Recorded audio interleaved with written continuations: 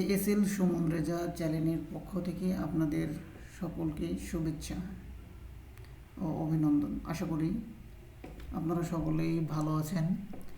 আজকে আমি আপনাদের জন্য আরেকটি ভিডিও নিয়ে আসছি। এক ভাই অনুরোধ করছিলেন আমাকে যে আমার কাছে যদি জিও টার্মিনাল সফটওয়্যারটা না থাকে কিংবা এসডব্লিউডিটিএম এই সফটওয়্যারটা যদি না থাকে কিংবা শোকিয়া লিঙ্ক করিডর যেগুলো দিয়ে আর কি টপোগ্রাফিক্যাল ডাটা প্রসেস করা হয় সেগুলো যদি না থাকে তাহলে সরাসরি আমি ডাটাগুলো কিভাবে অটোক্যাডে নিতে পারি, মানে অটোক্যাডে কীভাবে আমি সরাসরি আমার ডাটাগুলো নিতে পারি এই বিষয়টি এক ভাই জানতে চেয়েছিল। সেই জন্যই আমার আজকের ভিডিওটি তৈরি করা। তো চলুন আমি চেষ্টা করি যে কীভাবে আপনারা সরাসরি অটোক্যাড থেকেই আপনার ফাইলের ডাটাগুলো অটোক্যাডে নিতে পারবেন। সো এই জন্য আমাদেরকে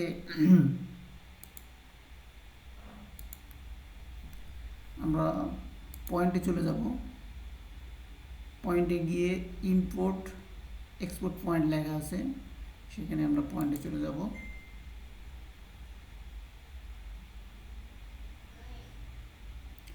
পয়েন্টে গিয়ে এখানে প্লাস চিহ্ন দেখতে পাচ্ছেন, প্লাসে ক্লিক করবেন। প্লাসে ক্লিক করে আপনার ডেস্কটপের যে জায়গায় আপনি ফাইলটি রেখেছেন সেই ফাইলটি, আপনার কাঙ্ক্ষিত ফাইলটি আপনি অটোক্যাডে নিতে চাচ্ছেন।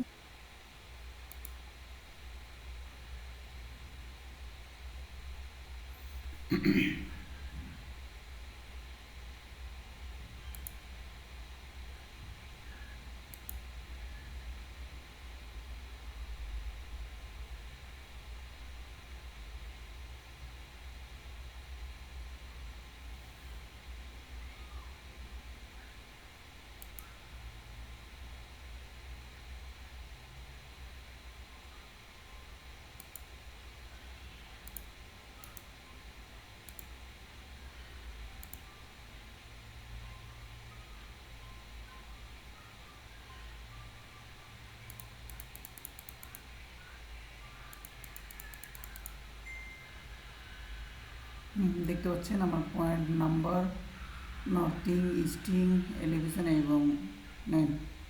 সো এগুলো ঠিক থাকলে আপনি ওকে করে দেবেন। ওকে করলে আপনার পয়েন্টগুলো এখানে চলে আসবে। সো এখানে আপনি দেখার জন্য যদি দেখা না যায় সেক্ষেত্রে আপনি এন্টার করবেন।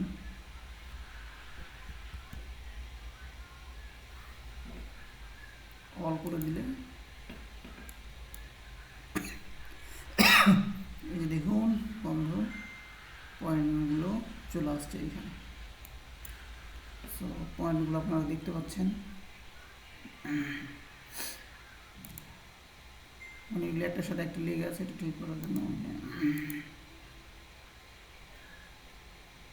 ইউনিটটা ঠিক করে নেবেন একটু ব্যাপারে।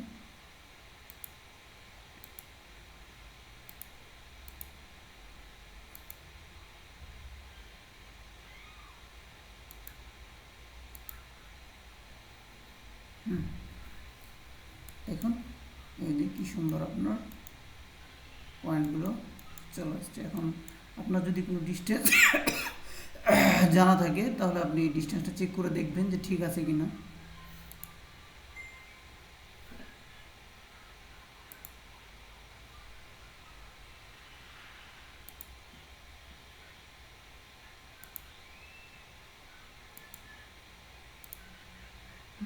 আমার অ্যাপার্টমেন্টের ডিস্টেন্স টোটাল 9.2।